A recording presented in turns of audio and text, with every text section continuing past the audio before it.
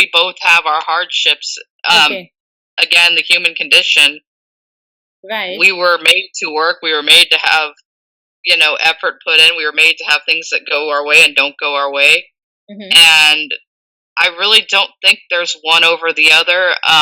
Like I said, currently, because the Mhm. pendulum likes to swing, currently it's in favor of women that they have it easier overall. Mhm. But that's not going to last much longer. You see these men now, and you were talking about the manosphere earlier. Like you see them Yeah, I know. They're getting gonna fed leave. up and actually getting aggressive, and then women are saying, "Where are all the good men? I Of can't course. find a date." Mhm. And even if they're good women, they're having trouble finding dates just because it's already perceived that they're Western women. Right. They're going to have a bad attitude. They're going to have masculine Right. attributes. They're going to not want a family. They're going to want to cheat. Blah blah blah.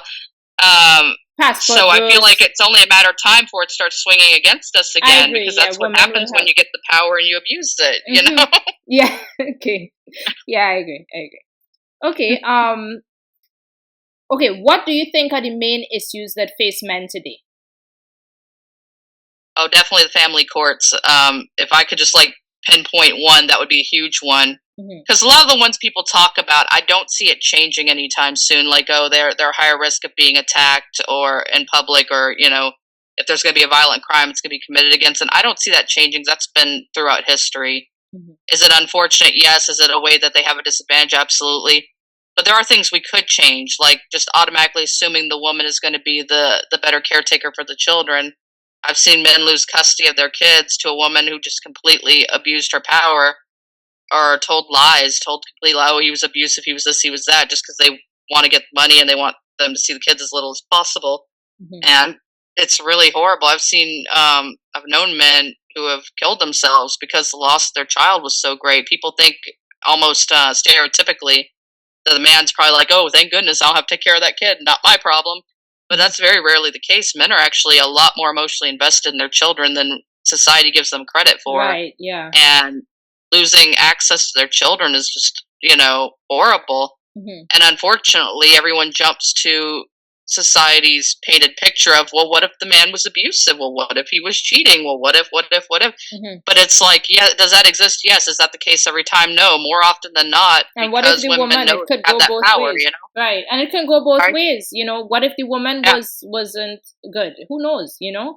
It's Exactly. And yeah. I've seen it where the woman was the one doing drugs, was the one cheating, and they still got custody of the kids, and it's just Mhm. ridiculous. And the way they weaponize it too. Oh, you have a new girlfriend and you've moved on from me. Well, I'm going to punish you. You're not going to see my kids. I just wish. Unfortunately, I don't think that divorce is going to go down anytime soon. I wish people would stay together, but if they can't stay together, I wish they'd learn to co-parent better. Mhm. And not especially, I notice women just really abuse their power in that situation, Mhm. and it's almost like they're out to hurt the man, using the child as the weapon. And I think that's one of the main issues that Mhm. really needs to be talked about more. I mean, there are a lot more, and I'm not a man, so I'm not well versed enough to speak on it. But that's the one I've just seen devastate people in my own life, and people I've seen, and then complete strangers where they're telling their stories. And also believing more men when they come forward. Hey, a woman attacked me, she hurt me, she abuses me, whatever. I feel like a lot of times it's either brushed under the rug, or you let a woman beat you up, what's wrong with you? Or it's just, they're shamed, Mhm. not just by other men, but by women, or they're called liars. And that's a big thing I think needs work. But I'm not sure the right way to go about fixing that, because we all saw what the Me Too movement did and how Mhm. disastrous that is. So, hashtag men too should be a thing, but I'm not sure. I'm not sure the right way to fix these problems. I just know that I'm very supportive of the men who are going through it, and I see the tides are finally changing, and slowly but surely with divorce court. It's not perfect. It still leans heavily towards women, but here recently I've been hearing more and more stories about men being able to get access to their kids and getting a fair shake, and that's very heartwarming to me, because I feel like, again, men are very vital to children's upbringing. So um, definitely a lot more work needs to be done in that department, but it's good to see things starting to shift and starting to change. Okay. Do you think men should have reproductive rights? The option to opt out. If women are able to get abortion, do you think men should have that option? Absolutely. I think as long as it's within legal time period for a woman to abort, a man should have the same right to opt out.